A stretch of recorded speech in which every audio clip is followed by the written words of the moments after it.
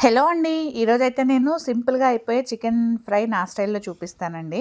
Ingredients అయితే ముందు చూపించట్లేదండి. వండేటప్పుడే లైన్‌గా చూపించేస్తాను.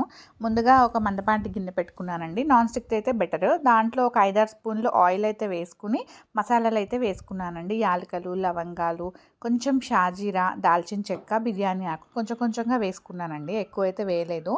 దాంట్లో ఒక పెద్ద ఉల్లిపాయ అయితే నిలువుగా కట్ చేసుకొని వేసుకున్నానండి. నిలువుగా అంటే పొడవు పొడవు ముక్కలు కట్ చేసుకొని వేసుకున్నాను. ఇది బాగా ఎర్రగా అయితే వేగనవసరం లేదండి. కొంచెం 2 నిమిషాలు వేగిన తర్వాత దాంట్లో జింజర్ గార్లిక్ పేస్ట్ అయితే వేసుకున్నానండి. జింజర్ గార్లిక్ పేస్ట్ ఒక 5 నిమిషాలు బాగా వేగిన తర్వాత నేను చికెన్‌ని ముందుగానే బాయిల్ చేసి పెట్టుకున్నానండి. కొంచెం సాల్ట్, కొంచెం పసుపు వేసి అయితే ఒక 5 మినిట్స్ ఉడకబెట్టి పెట్టుకున్నాను.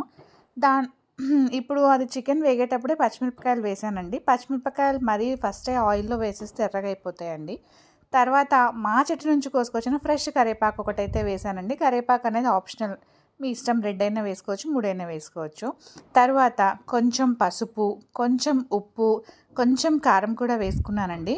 ఇందాక వేసిన 2, 3 పచ్చిమిరపకాయలే కదా, సరిపోదనమాట. ఇది చికెన్ ఫ్రై కాబట్టి కొంచెం స్పైసీగానే ఉంటే బాగుంటుంది. అందుకని నేను ఒక 2 స్పూన్లు అయితే తగిలించాను. చికెన్ అయితే హాఫ్ కేజీ తీసుకున్నానండి.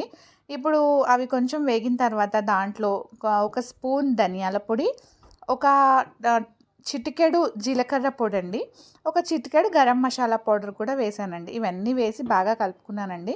ఇది కొంచెం అడుగంటుతూ ఉంటుంది కదా, మనం కలుపుతూ ఉండాలన్నమాట. ఇది లో ఫ్లేమ్లో పెట్టుకుని వండుకుంటే టేస్టీగా ఉంటుంది. ఆల్రెడీ చికెన్ మనం ముందే బాయిల్ చేసుకుని పెట్టుకున్నాం కాబట్టి డీప్ ఫ్రై ఏం అవసరం లేదండి. అయితే ఇది స్నాక్‌గా కూడా బాగుంటుంది, అన్నంలో కూడా బాగుంటుంది. ఇదిగోండి ఒక 5 నిమిషాలు మనం ఉడికిన తర్వాత, మీన్స్ ఫ్రై అయింది, ఉడికింది ఏదన్నా చెప్పొచ్చు. ఉడికిన తర్వాత కొంచెం కొత్తిమీర అయితే వేసుకున్నానండి. ఈ కొత్తిమీర దింపుకునే ముందైతే వేసుకుంటానండి, బాగుంటుంది. మరీ ముందే వేసేస్తే వేగిపోతుంది. కొత్తిమీర ఎక్కడ కనిపించదు, తింటుంటే కూడా మన నోటికి ఎక్కడ తగలదు కదా, అందుకని కొంచెం దింపే ముందైతే వేసానండి. ఇది వేసేసిన తర్వాత దీన్ని ఒక బౌల్లోకి అయితే తీసేసుకుంటానండి.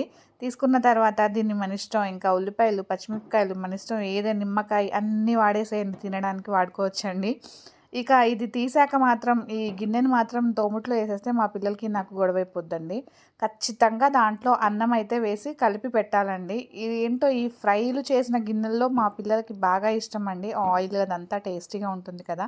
మీరు కూడా ఒకసారి ఇలా ట్రై చేయండి, చాలా బాగుంటుంది. ప్లీజ్ లైక్ చేయండి, షేర్ చేయండి, సబ్స్క్రైబ్ చేయడం మాత్రం మర్చిపోకండి.